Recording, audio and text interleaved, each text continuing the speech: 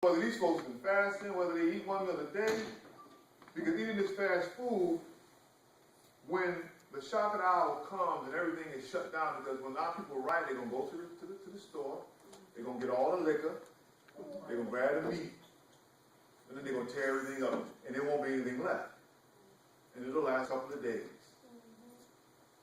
But the person that eats and consumes a lot of fast food, when you stop eating, and there's all of a sudden, the stress that you're going to put on your body is going to make you a savage. It's going to make you a very violent person. Listen. Because there's chemicals that we are ingesting in the hormones and the steroids that you have to get out of your body. Because there'll come a period of time that you're going to have to go 1 and 2 and 3, maybe 4 days without eating so your children can eat, so that the elderly can eat. So the 1 meal a day was very important that our Mrs. Farrakhan put us on. No discipline is going to be chaos. We must become friends with our neighbors. You have to know who your neighbors are. Because in order to, welcome, brothers and sisters. In order to really implement the Grown Powers model, you're going to have to become friends with your neighbors. Some of us live next door to people. We don't know who our next door neighbors' name, what their names are. And that's a shame. Because when the famine hits, you need to know who lives next door to you. If you live in an apartment complex, who lives upstairs, who lives behind you. Because while it's time, while we have light, you need to share this information. Share the survival list. Talk to your neighbors about coming together. Let's investing in the hoop house. Okay, I don't need college grades, but you need college grades, we can go to college. If that's what you want. Because now they have an invested interest in that hoop house. Because if all your neighbors are part of that project, then nobody's going to come from the outside and interfere with the neighborhood project. Is that right? But to think that you're going to be in your house is hell out in the streets. People haven't eaten in weeks. And you sitting in the house heating up some bean soup with all the seasoning, and the smell get out in the neighborhood, we're not going to be able to sit in our house and just eat comfortably while the people starve to death. So we have to use this growing power method as a fishing tool, as a way to make friends in our neighborhood. Is that right? Yes, sir. So we have to become friends with our neighbors. Now, you may not think this has anything to do with hoop house, but our Mrs. Farrakhan put us on a course of Dianetics about a year ago. And there's a part of Dianetics which is called the tone scale.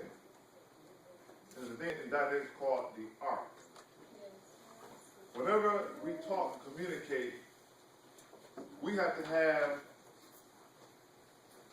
love for each other. And in Dianetics, there's a term they use, affinity. There's a triangle that they call an arc. And on this triangle, you have affinity, reality, and communication. In order to survive, your tone scale has to be up when you want to communicate. Whenever one of these principles are broken, it brings the tone scale down. So you're trying to survive, you have to bring your neighbor's tone scale up. You got to talk about something positive. There's nothing on TV really that's going to bring up your tone scale and make you and I better people. It's all about feeding you garbage. So when we have love for each other, it brings our tone scale up. When you love somebody, you want to talk with them. You want to communicate with them. And through communication, you find that, we share a reality. In the nation, we have a reality that we say Allah is God. We say that Muhammad is the messenger of God. That's right. That's a reality that we share. As black people, we have a common reality. We're oppressed. We're in need of doing something for ourselves. So that's a common reality that you and another black person can share. And when you have a common reality, there's communication, and there's affinity, there's love. And as long as all three of those are in place, you have a bond that continues to grow, and the person, what they call your tone scale, is up. You can receive more energy. So that has to be in place.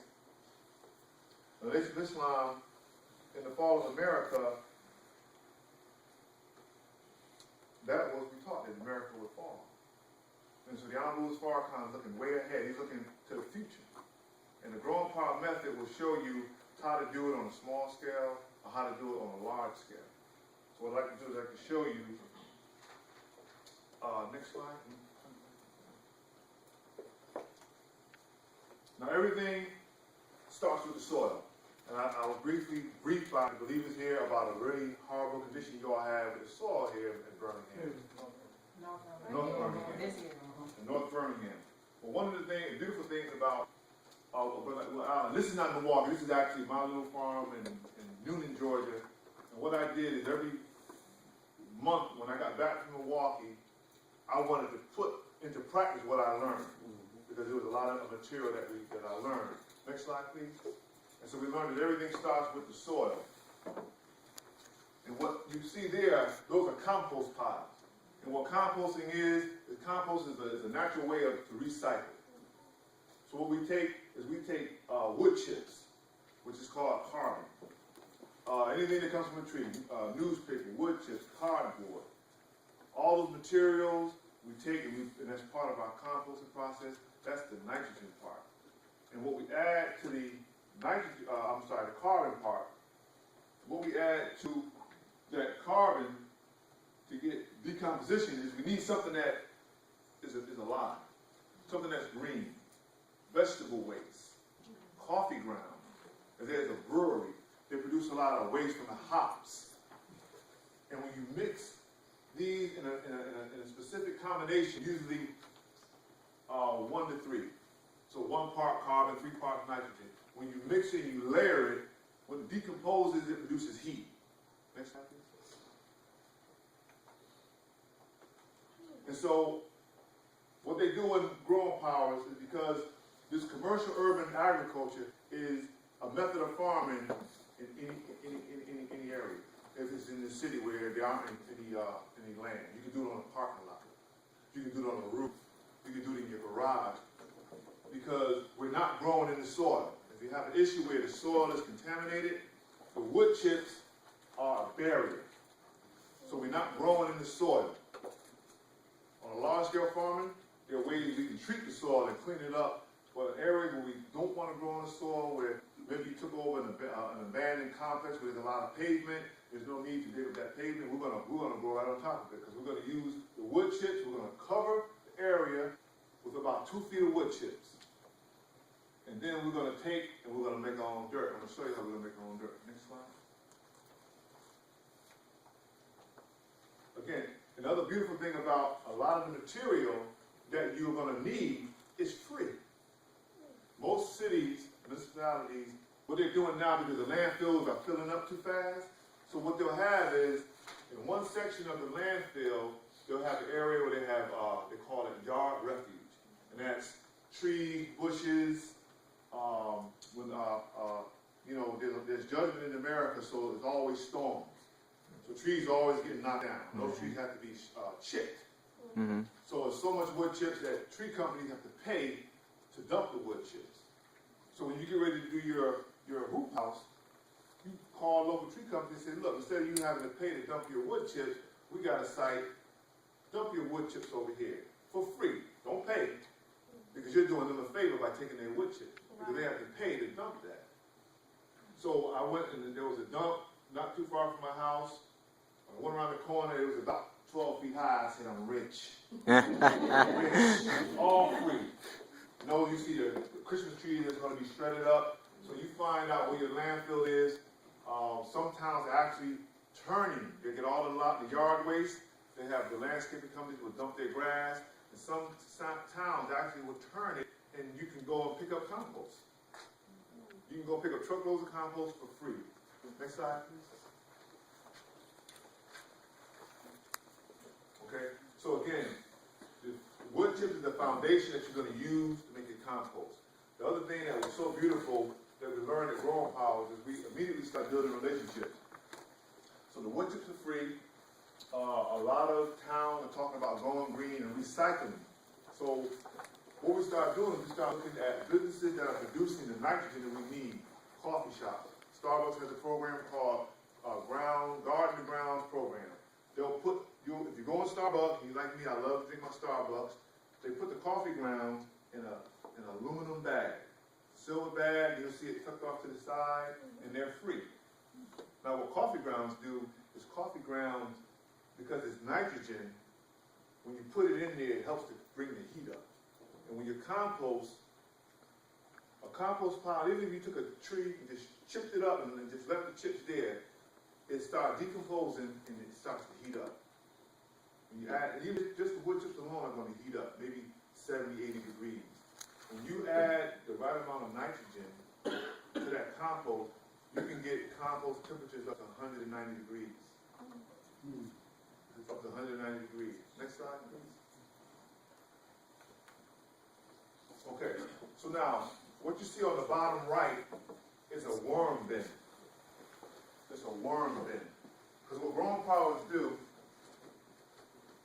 back up one slide, please. Let me just explain something. On the far right, that is a pile of compost wood chips.